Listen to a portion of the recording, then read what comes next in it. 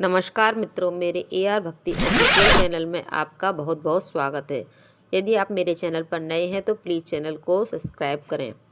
Bell icon जरूर press कर लें ताकि आने वाले नए वीडियोस के नोटिफिकेशंस आप तक सबसे पहले पहुंच सकें।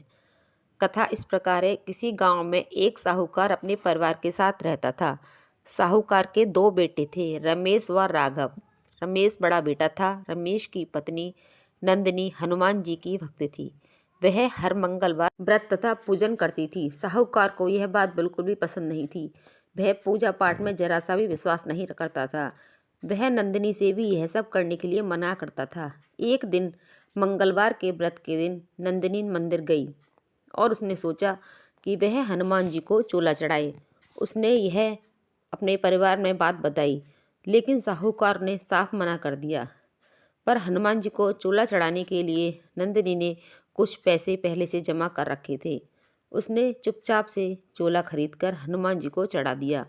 यह बात जब साहूकार को पता चली तो साहूकार गुस्से से आग बबूला हो गया।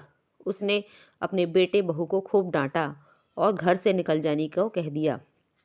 दोनों बहू बेटों ने उससे माफ़ी मांगी, पर वह साहूकार नहीं माना और दोनों को घर से निकाल दिया। अब नंदिनी और रमेश गांव के बाहर झोंपड़ी बनाकर रहने लगे, परंतु उनके पास खाने को कुछ भी नहीं था। उस दिन वह भूखे सो गए। अगले दिन नंदिनी का मंगलवार का व्रत था।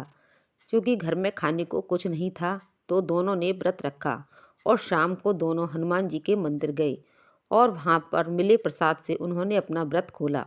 रात को दोनों सो रहे थे।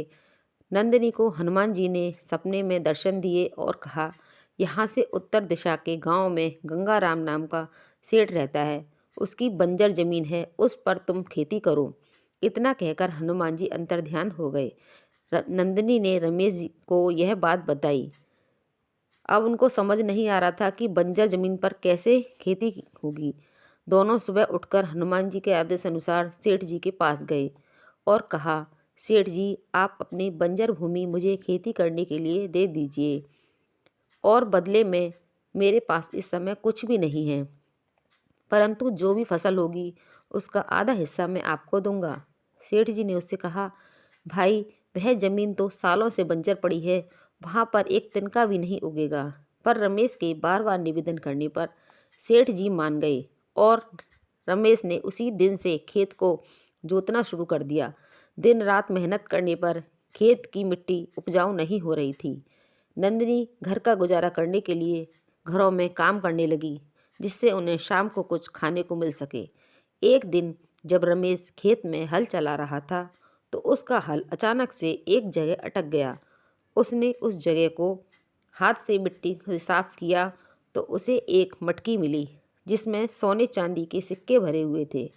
यह देखकर रमेश की आंखें चमक गईं और वह समझ गया कि हनुमान जी ने उसे क्यों बंजर भूमि पर खेती करने के लिए कहा। वह सोने व चांदी से भरा कलश वह शाम को घर लेकर गया और अपनी पत्नी को दिखाया।